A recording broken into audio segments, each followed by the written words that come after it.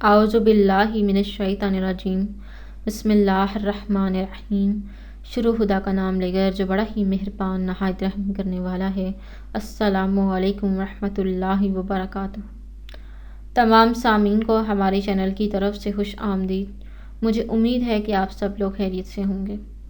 ناظرین، اپنی آج کی اس ویڈیو میں آپ لوگوں کو جنت کے حصول کے لیے جو دعائیں مانگی جاتی ہیں ان کے بارے میں بتاؤں گی، لیکن یہ بتانے سے پہلے میری آپ لوگوں سے ایک چھوٹی سی درخواست ہے کہ آپ میری اس ویڈیو کو لائک ضرور کیجیے اور اپنے دوستوں کے ساتھ شیئر کریں۔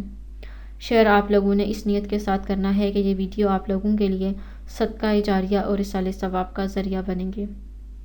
دوستو، جنت میں اللہ کے پاس اگر آپ گھر لینا چاہتے ہیں تو اس مقصد کے لیے آپ لوگ سورہ تحریم کی آیت نمبر 11 پڑھ سکتے ہیں، جو کہ کچھ اس طرح ہے: رب ابنی لی عندک بیتا فی الجنات، یعنی اے میرے رب، میرے لیے اپنے پاس جنت میں ایک گھر بنا۔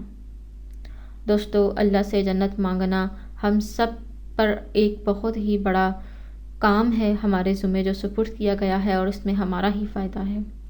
دوستو، اس مقصد کے لیے آپ لوگ دعا پڑھ سکتے ہیں، وہ اس طرح ہے: اللہم انی اسألک الجنۃ واعوذ بک من النار۔ دوستو، یہ دعا سنن ابی داؤد سے لی گئی ہے، جس کا مطلب ہے: اے اللہ، بے شک میں تجھ سے جنت کا سوال کرتا ہوں اور میں آگ سے تیری پناہ چاہتا ہوں۔ دوستو، 3 بار جنت مانگنے والے کے لیے جنت کی سفارش کر دی جاتی ہے۔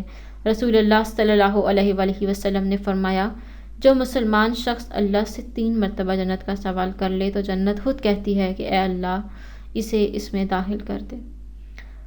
دوستو، اس کے لیے جو دعا ہے وہ کچھ اس طرح ہے: اللہم انی اسألک الجنۃ، یعنی اے اللہ، بے شک میں تجھ سے جنت کا سوال کرتا ہوں۔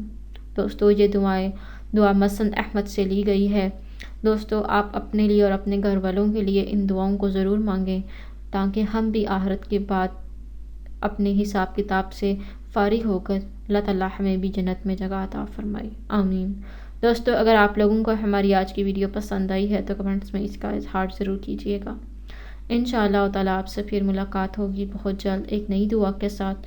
تب تک کے لیے مجھے اجازت دیجیے، اپنی دعاؤں میں یاد ضرور رکھیے گا۔ اللہ حافظ و ناصر۔